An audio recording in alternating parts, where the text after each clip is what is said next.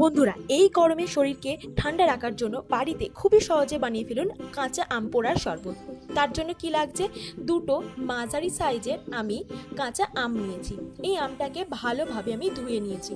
এরপর কাঁচা আমটাকে পোড়ানোর জন্য একটা চাটু গরম করে তাতে দিয়ে দিলাম। এটা আপনারা বাড়িতে অন্যভাবেও পোড়াতে পারেন, কিন্তু আমি এভাবে পোড়ালাম। একটা বাটিতে ঠান্ডা জল নিয়ে আমটাকে ঠান্ডা হতে দিলাম। তারপর আস্তে আস্তে খোসাগুলো আমি ছাড়িয়ে নিচ্ছি। তারপর ভিতরের অংশটা পুরোটাই আমি একটা মিক্সিং জারে দিয়ে দিচ্ছি ব্লেন্ড করার জন্য।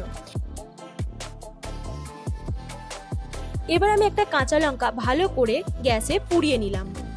কাঁচা লঙ্কাটা দিলে ঝাল ঝাল একটা টেস্ট আসবে। ভালো করে পোড়ানোর পর মিক্সিং জারে আমি কিছুটা পরিমাণ জল জিরা অ্যাড করে দিলাম। এটাতে আপনারা জিরের গুঁড়ো বা বিট লবণও অ্যাড করতে পারেন। আমি এই জল জিরাটাই অ্যাড করলাম। তারপর কিছুটা পরিমাণে চিনি আমি অ্যাড করে দিলাম স্বাদ মতো। চিনি অ্যাড করে নেওয়ার পর এটাকে ভালো করে ব্লেন্ড করে নিলাম। ব্লেন্ড করে একটা বাটিতে ঢেলে নিলাম। ঢেলে নেওয়ার পর এতে আমি কিছুটা পরিমাণ জল অ্যাড করেছিলাম, জলটা স্কিপ করে গেছি। এবার আমি একটা মাঝারি সাইজের লেবুর রস অ্যাড করে নিলাম। এবার আমি একটা কাঁচের গ্লাসে সার্ভ করে নিলাম।